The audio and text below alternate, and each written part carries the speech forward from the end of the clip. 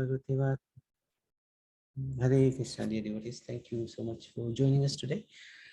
We'd like to seek the blessings of Radha Shyam Sundar, Krishna Balaram, Radha Madhav, Chaitanya Mahaprabhu, and especially Nityananda, because yesterday was the appearance of Sri Jahnava Devi, and that's the eternal consort, one of the eternal consorts of Lord Nityananda.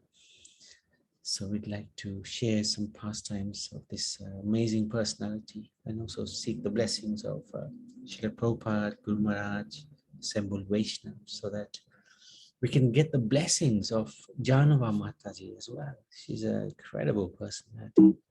So, this is Lord Nityananda. This is a deity of Jahnava.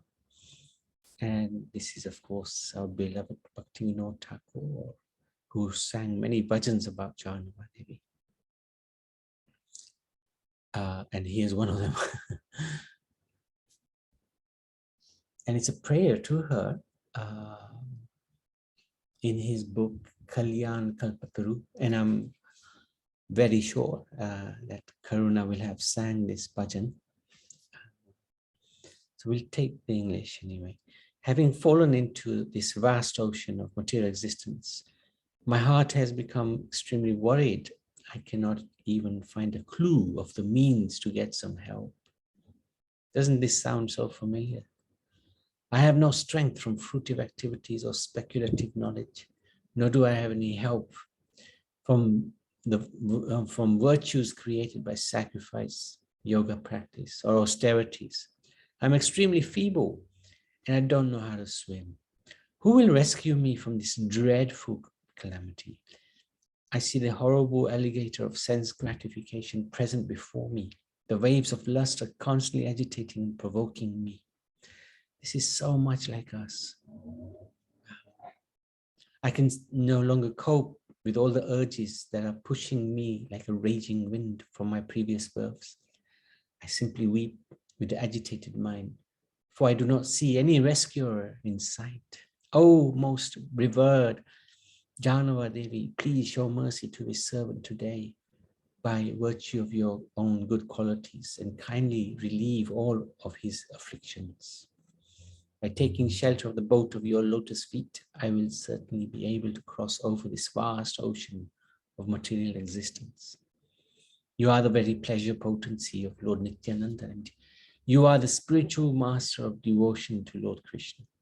Kindly bestow upon this servant the wish-fulfilling desire tree of your lotus feet. Thus this most wretched and shameful rogue begs at your lotus feet today, for he sees that you are delivering many other sinners. So we know Nityananda Prabhu is very kind and compassionate. But Jahnava Devi is even more kinder and more compassionate. So praying to her in this mood, we definitely will get her attention, her blessings. So it's a really nice prayer by Bhaktivinoda Thakur. So in Jagannath Puri, Chaitanya Mahaprabhu instructed Nityananda Prabhu, because he was sannyasi, right? He was renounced. He was avadut. But Chaitanya Mahaprabhu instructed, if you also confine yourself to the austere life of a renunciate, then who will deliver the people who are immersed in Maya? How will our work continue in this world? Therefore, please return to Godadesh, that's Bengal, and accept the household way of life. You can continue to preach bhajan, sankirtan, and be the living example of love and devotion for the materialistic people. So this is Chaitanya Mahaprabhu's instructions to Lord Nityananda. And he followed. He didn't say to Lord Chaitanya that, no, I am already a renunciate. He was very dedicated to Chaitanya Mahaprabhu and his instructions. Mahaprabhu urged Nityananda Prabhu to enter wedlock because he knew that Nityananda's Shaktis had appeared and were waiting for him. One of them would play a critical role in keeping the movement alive in the future when they would disappear. She played a huge role. So who is Jahnava Devi? Suryadas Sarakhela lived in Shaligram near Navadu in Bengal. He had 5 brothers: Damoda, Jagannath, Gauridas, Krishnadas, Nrsimha, Chaitanya. His parents' names were Kamsari Mishra and Kamala Devi. Suryadas used to be the king of Gauda's treasurer. So he was his treasurer. And thus he was given the title Sarakhela, commander. Suryadas had 2 daughters, Vasudha, and Jahnava Devi. Kaviku Karnapura, in his Gaura Ganadesha Dipika, states that Vasudha Devi and Jahnava Devi are expansions of Varuni and Revati, the wives of Lord Balaram. And they are also expansions of Ananga Manjari, the sister of Radharani. So very interesting. Because sometimes it's also explained that Nityananda or Balaram is also, he expands also into Ananga Manjari. So it's quite complex how it works. Our tiny brains will not be able to understand. Anyway, this is in the Tota Gopinath temple in Jagannath Puri. We have Balaram and we have Varuni and Revati. So it's interesting. I don't think there's many temples where there's Varuni and Revati together with Balaram. And then Lord Nityananda, this is in Ekachakradham, is with Vasudha and Jahnava Devi. Suryadas was a dear devotee of Nityananda and Gauranga. Seeing his daughters maturing into the full bloom of their youth, he began to think about the subject of their marriage. In Bhakti Ratnakar, it explains that Suryadas dreamt that he saw himself giving his daughters in marriage to Nityananda Prabhu. Seeing this wonderful dream, Suryadas swam in the ocean of ecstasy. At that time, Nityananda Prabhu was staying at the house of Srivas Pandit. So when this proposal was made, Nityananda Prabhu, he informed that he would certainly fulfill Suryadas's heart's desire. Krishnadas, son of King Harihara, made all the arrangements, wedding arrangements, at Borogachi Gram, Shaligram, at his home. Later, Nityananda went with Vasudha and Jahnava to meet Sachi Devi, the mother of Chaitanya. She was delighted to see them and embraced them again and again, sat them both on her lap and affectionately pinched them on the cheek. After some time, Vasudha gave birth to a daughter named Ganga and a son named Virabhadra. Jahnava Devi, on the other hand, had no children, but actually they became her disciples. So they became her children as well. Nityananda Prabhu with Vaitacharya, Gadadhar Pandit, Srivas Pandit, and many other members of Sri Chaitanya Mahaprabhu's personal entourage had gone back to the spiritual world, as they could not tolerate separation from Chaitanya Mahaprabhu.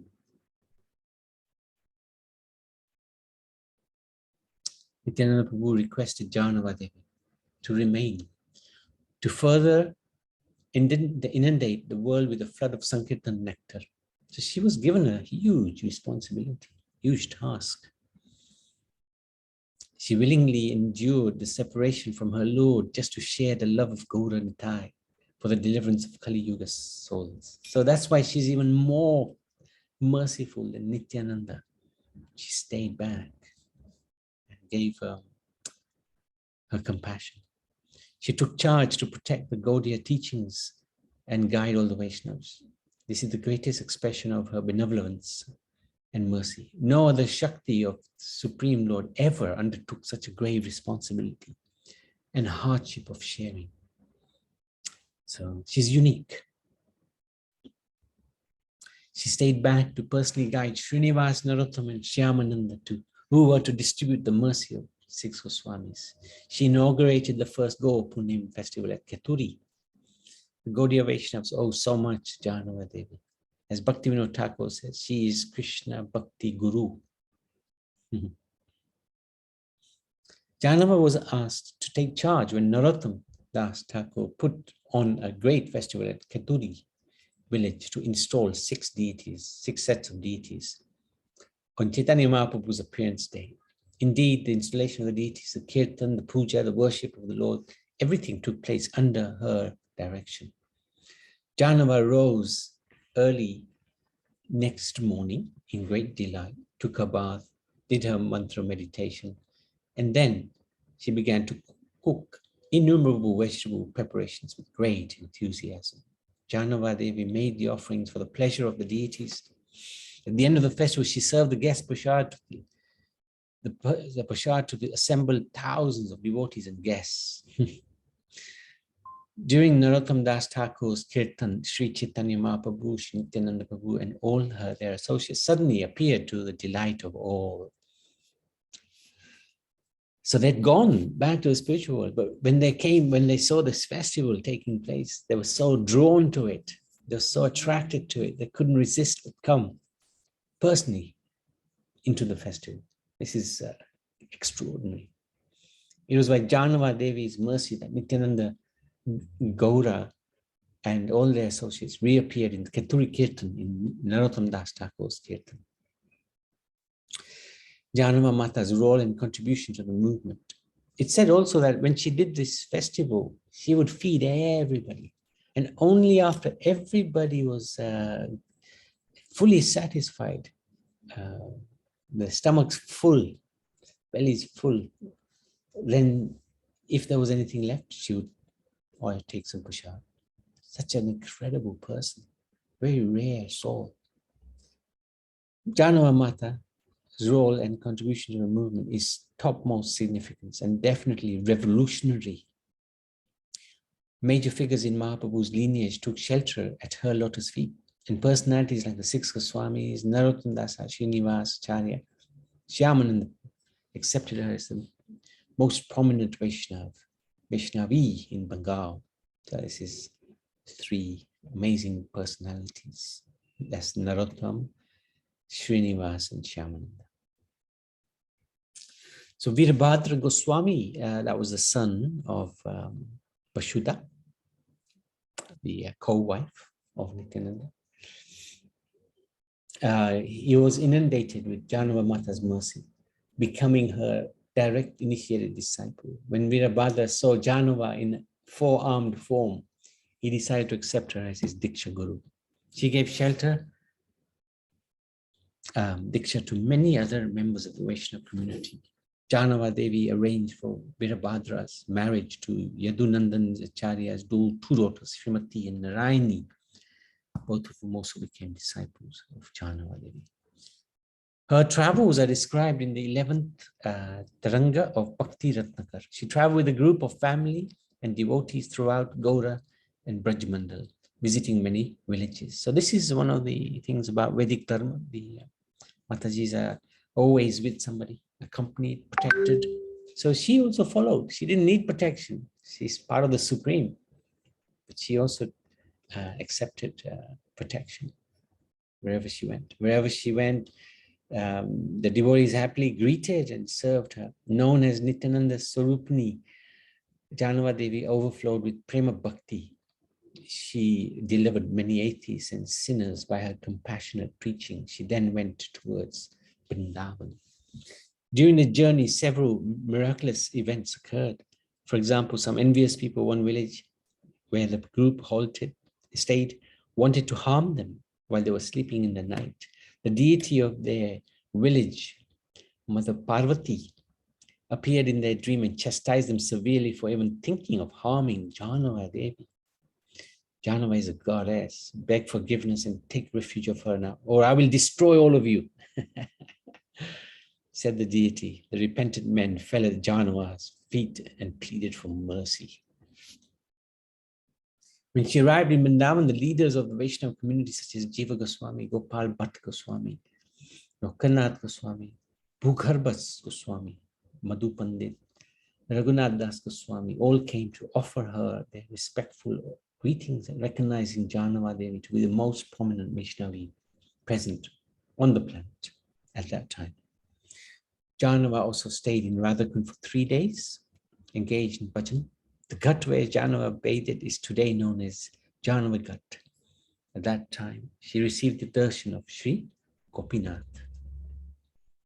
So we can visit that particular spot where her bhajan kutir is in Radhakund. She then took the company of Vaishnavas on a parikram of Vajmandal. During this parikram, she heard Jiva Goswami's discourse on Bhagavad Amrita. There is Jahnava Mata's Baitak Sthan at Radhakund. There you go. Beautifully done, actually. And these are, I think, the steps leading up from Radhakund to the Bhajan Kutir. Okay, so that's Jahnava Devi. Jahnava Devi ki jai. Really amazing personality. There's always a debate about whether ladies should be able to initiate. And she's given as an example of somebody who took that responsibility and was accepted by the Lord to do that. So I don't know the ins and outs of the discussions, but certainly if we have a personality like that, we can follow in the footsteps of, then why not? Any questions, any comments by anybody? Okay, let's also talk about the disappearance of Madhu Pandit. Hare Krishna, sorry. Actually, Hare Krishna. Yeah, we been there this time. Yeah, well done, well done. Yeah, and yes, that we got some photos of that, and there is a staircase at the back where she used to go and have a bathe. Oh, okay. So that is the staircase, yeah? Yeah. Yeah. It looked quite affluent, but in reality, is not so much now. Yeah, so it was okay to Radhakund and Shyamkund and all that. Yeah, it was lovely to be. Yeah, well done. Thank you for sharing. Nice one. I'm looking forward to seeing your pictures. Yeah, well, I'll have to compile them nicely. So. Yeah. Absolutely. Thank you so much. Okay. Thank you for sharing. So Madhu Pandit was a disciple of Gadadhar Pandit, one of the most intimate devotees of Lord Chaitanya. So Gadadhar Pandit is none different than Radharani, so very close to Chaitanya. And his disciple was Madhu Pandit. So you can imagine the position of Madhu Pandit. He would read Srimad Bhagavatam every day. The deity of Gopinath was discovered by Vamsivata, by Paramananda Bhattacharya, who entrusted the deity's worship to Madhu Pandit. Vajana, the great grandson of Krishna, originally installed Gopinath ji in Vrindavan. When the Muslims raided Vrindavan in 1670, the original Gopinath deity was taken to Jaipur. The Gopinath deity in Jaipur is said to exactly resemble Lord Krishna from the shoulders to the waist. Oh. Okay, back to Jahnava Devi. Jahnava Devi is said to have brought her Pakat Leela, her pastimes in the material world, to an end by entering into the temple of Radha Gopinath. Aha, I see, in Vrindavan. So that's the connection. Interesting. It is said that Gopinath jumped off the altar and took Jahnava Devi onto the altar and closed the curtains. When the assembled Vaishnavas opened the curtains, Jahnava Devi was gone and Gopinath was standing on the altar. A deity of Ananga Manjari was later installed in the temple on the left of Gopinath, and Srimati Radharani is present to his right. Jahnava Devi, being Ananga Manjari, herself entered into the temple and never came out again, thus plunging all her dear devotees in the ocean of separation from her. So on the right, Gopinath's right is Radharani. On the left, is Anangamanjari. So this is no different from Jahnava Devi. And this is the beautiful Gopinath.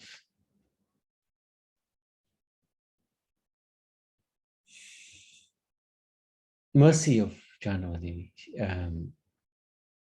She's considered very auspicious. Wherever there is some dilemma or crisis, immediately call out to Jahnava Devi. We can place all our faith in her without a single speck of doubt that she will immediately come to our aid without any consideration of time and circumstance. Even when the matter is absolutely hopeless and there seems to be no way left, you will be astounded how Jahnava Mata miraculously resolves this issue immediately. She's like the mother who comes running after the child just by receiving a small hint that her child is in trouble. Without the mercy of Nityananda Prabhu's energy, Jahnava Devi, no one is able to cross over the ocean of material life.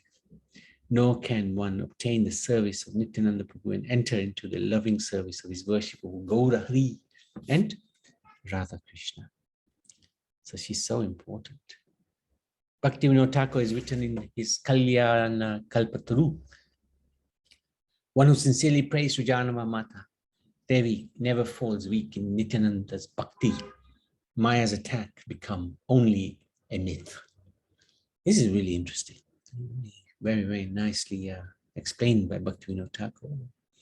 She Nityananda's Shakti and our only hope, but wait. Why should she bestow her mercy upon us? What qualification do we have? Nothing.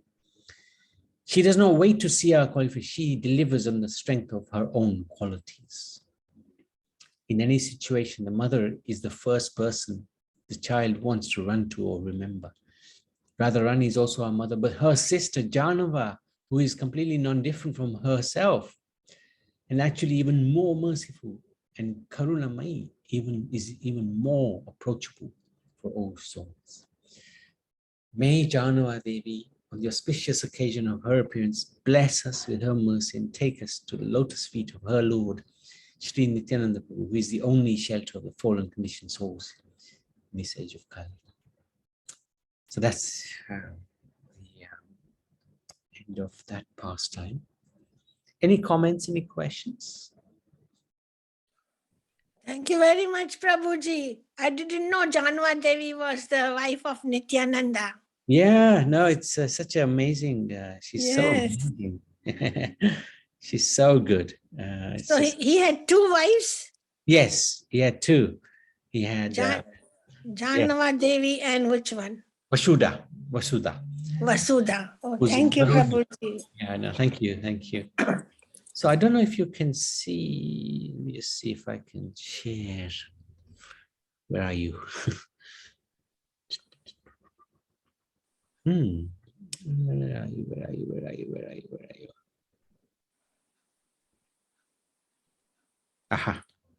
I don't know, can you see the screen here? Yes, Prabhuji. Oh, okay, good. So yesterday was also the disappearance of Madhu Pandit. So we discussed him a little bit, but there's a bit more. There's no mention of Madhu Pandit in Chaitanya Charitamrita. Only it is mentioned in Bhakti Ratnakara that Sri Gopinathji manifests himself before him. That's interesting. Oh, Srinivas, what more can I say? The Lord revealed himself to his pure devotee who then preaches his glories to the world. Who can describe the incomprehensible activities by which the Lord becomes subservient to their love? Thus did Sri Brajendra Kumar reveal himself to Paramananda Bhattacharya and Sri Madhu Pandit, who is the abode of many good qualities, wonderful qualities. Thus has Sri Gopinathji, who is an ocean of mercy and who sports on the enchantingly beautiful banks of Vamsivat, become manifest by the grace of Madhu Pandit. So this is from the Sadhana Dipikayam. Thus, Sri Madhu Pandit became the servant of Sri Gopinath, whose bodily luster steals away the minds of everyone. Hundreds and thousands of people came running to see him.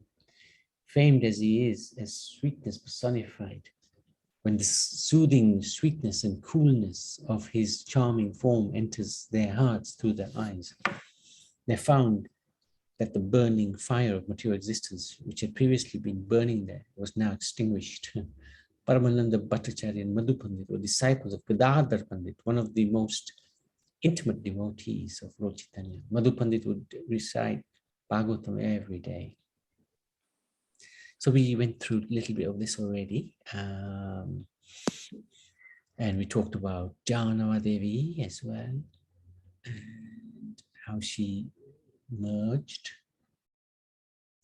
Sri Raya Shila Shekhabata, who was given a large amount of land by Akbar for defeating the Afghans, built the original Gopinath temple. Very interesting. It is believed that this temple may have been built before Govindji and Madan Mohan temples. This temple was broken and defiled by Aurangzeb's soldiers. Sri Nandakumar Bose of Bengal constructed a new temple for Gopinath. And in the Chaitanya Charitamrita, the description is given of Gopinath. Sri Srila Gopinath, who originated the transcendental melody of the Rasta, stands on the shore of Vamsivata and attracts the attention of the Kahua damsel with the sound of his celebrated flute. May they all confer upon us their benediction. So that's a little bit about Madhu Pandit. There's not a lot that's been written about him, but he's a disciple of Gadadhar Pandit, so very powerful personality. So I wanted to stop there, unless there's any comments or any questions. Thank you so much. Okay, Jahnava Devi ki jai, Madhu Pandit ki jai.